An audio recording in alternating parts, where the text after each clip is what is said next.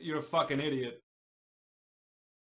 Yo, what's going on? It is episode 4 of Car Chat. Now, this is something I want to do weekly, but you know, it's like, it's a bit hard, but I do want to get these weekly, and the Car Chat is going to be all about kind of talking about cars, and then maybe one subject that's sort of off-piste and something a little bit different. For this episode, it's going to be kind of like a story. We're only sticking to one subject in this one. As you know now, I've got an MX-5, so a lot of people ask, is it going to be a drift car, or are you going to drift it? But what I'm going to talk about today is my story and how I got to know drifting, because it's not something that I kind of picked up and fanboyed overnight about just because I've got an MX-5.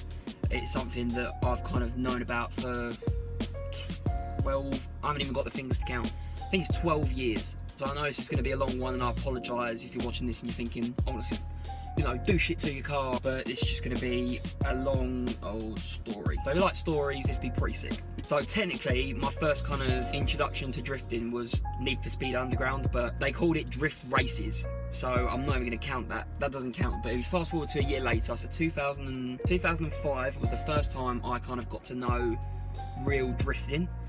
And it was where my dad works. They used to build cars for shows, little stunt things, stuff like that. And I think it was at Silverstone, and he came back with some stickers, and one of them, I was meant to bring it with me, but I haven't brought it with me. I'll have to put a picture up now.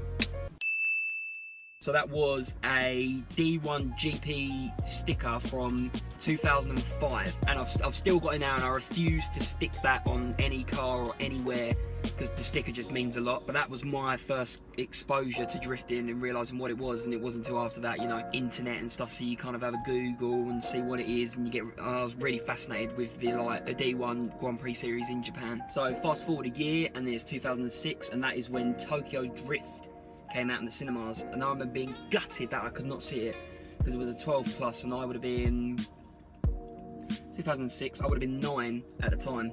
So as a little me, pissed off because I couldn't go and see Tokyo Drift, so we literally waited as soon as that come out on DVD to get it, for me and my dad to watch it. My favourite kind of character and car actually is Han and the Veilside RX-7. That car is just the nuts. I still love that to this day. There's Fast and Furious cars where the styling at the time, you look at it now and you think that's actually pretty crap, but that car is a beauty. And the Mustang that Sean uses in the end, because it's a Ford and has an RB26. Is it RB26 they use? I think it, or is it an SR? If I'm wrong, then put it in the comments, but I think it's an RB26 in that Mustang. So I remember falling in love with that, and that's again like 2006, 11 years ago. Still watch that film like a couple of times a year, easy. I got like so obsessed with the film and into it that I used to like look up all the like Easter eggs that you get in films, like the secret things, and that's obviously when I realised that Ketchy is in the fishing scene where Sean's trying to learn how to drift in that Evo. And then obviously from there you can see like the Pluxy videos and stuff. That's when I really kind of got into like roots Japanese drifting, and looking back at kind of 80s and 90s stuff, and really sketchy toge runs like on YouTube and stuff in like 240p or whatever it was back then. So forward now to 2008, and this was probably one of the greatest moments ever, because it was actually on my birthday as well.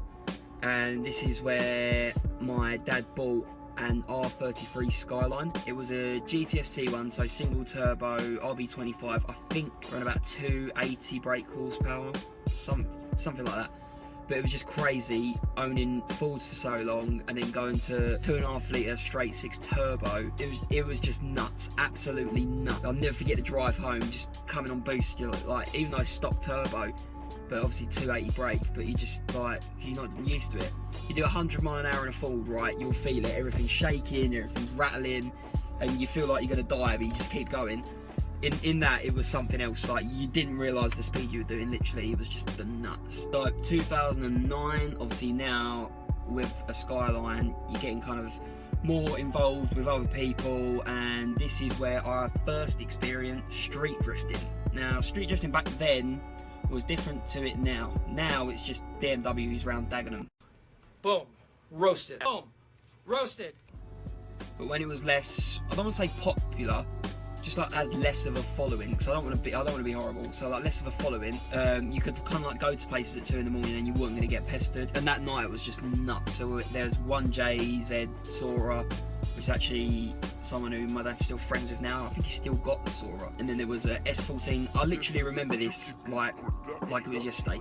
S14 Chuki with 3-spoke Advans on, and then there was this S13. It was a 180 SX because it's an import, and it was low as fuck. Like it just scraped everywhere, but it actually caused a problem because where it was catching on stuff, it was like scrubbing the speed down, and then he went into this corner on like a T-junction, and it just, where it caught, it just understeered, went straight into the curb, and then like a step wall, and I think it blew like radiator and intercooler piping and that everywhere, and the rev went and stuff. So pretty crazy night, but like you just don't forget shit like that. It was absolutely nuts. Just the fucking tyre smoke, the smell, sounds, such a fucking good night. Did I mention it was in Mexico? Next is 2010, so we're going like 8, 9, so 10 now. 2010 was the first time I got to be in a drift car, and so a 13-year-old in a drift car, like I'm having a fucking time of my life. It's an R32, I think it's white. I don't think I've got any pictures anyway.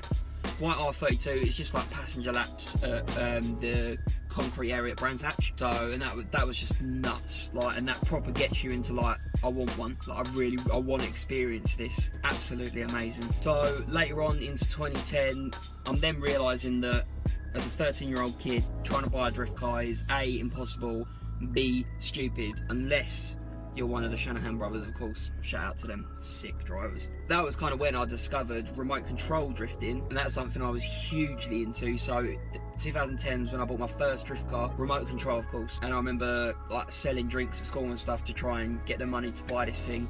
I think I paid like £150. Great, because at the time we lived at a flat, so we had like this nice smooth concrete car park, and I used to spend like at least an hour every single day practicing and just like putting out little speed stacks everywhere. There's like clipping points, like cones to go around and stuff. I was getting like properly into it. So a year on, 2011 now, and the father-son drift bug thing's still going because an S13 arrived. Granted, it was not probably the best to have because it was a CA, although they're alright, CA18 engine.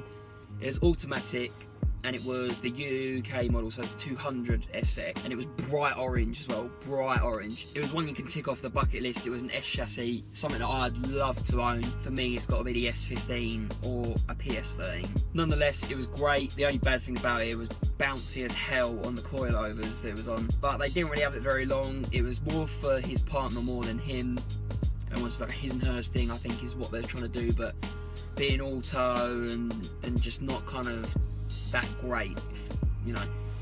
I think they just lost interest in the end and they ended up getting rid of it. So because I spent most of 2011 working my butt off trying to save up some money, so that in 2012 I started actually competing in remote control drifting in the UK. I fucking loved doing that. It was so much fun, but me doing that was like 15-year-old kid from Haggard Garage trying to drift a stock S13 in Formula Drift. Despite spending all year saving up, the chassis that I had was never really competitive. After the season ended, I can't remember where exactly I finished, but I think the highest I got was like a 4th on the first round or something like that. So as it moved into winter drifting, which was indoors, the chassis needed adjustments and like different parts. Ideally a whole new chassis, but I just didn't have the money.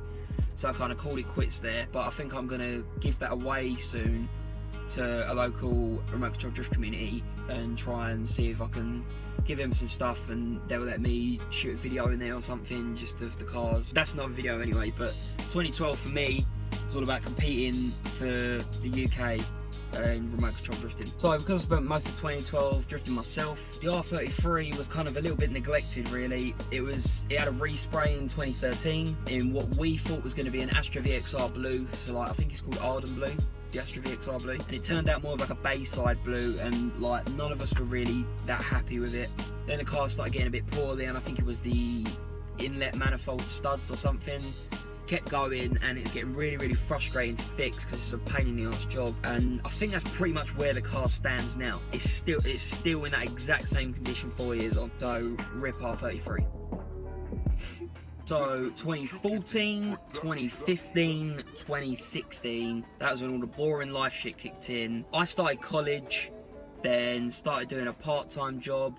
The part-time job turned into a full-time job. That turned then into kind of a career, and still doing college now. and that at the time, all that shit kind of took over my life, and drifting in itself just became something that I could really only dream of in the future. Now, April 2016, I actually passed my driving test. Although that means nothing because my first car was a Fiesta. Did do a handbrake turn though once, mate. That was when I kind of promised myself that as soon as I can afford to and comfortably be able to kind of get something rear wheel drive, I'm gonna do it. September of that year, I crashed my car and it was written off. That's a fucking long story that I'll probably never speak about because it was shit. And that day was the exact day that I turned to YouTube. So that's when this all kind of started. Again, that's for another video if you want to know about that. So again, the drift dream shattered. And then we come to here, the present day. So this is June 2017, and I have a rear-wheel drive Japanese fucking sports car. Guaranteed not everyone's first choice or the best, you know, to get. But for someone that's 20 years old, pretty self-sufficient, I think that's not bad going. To answer the simple question, am I going to drift it? Yes and no. It's not going to become a fully dedicated drift car. I drive this every day to work and back, so I can't go too crazy. Roll cage and, you know, stripping it out and keeping full interior and stuff. So yes and no, really. I have enough fun in it as it is, just booting it in second gear around roundabouts and getting it sideways. It's just fun enough for me. So I will, but before I do any of that, I will probably take a half session drift day just to kind of get used to car control, because we all think we're DK and when we're not. So, but that's something for next year. That's not something that's probably going to happen this year. We all think we're bloody James Dean with rose tinted spectacles on. Who don't? Well, that took a lifetime, but there we are. 12 years of drifting in my head as I know it. The subculture that I've fallen in love with, and to now be able to explore it and go to drift events in this car, possibly even drift it. I'm blessed. Thank you if you've watched this far. Again, really appreciating it at the moment. Getting loads of love. You are all legends. If not already, Instagram at BillyHorrocks Official, Twitter as well. Till the next one, I will see you later.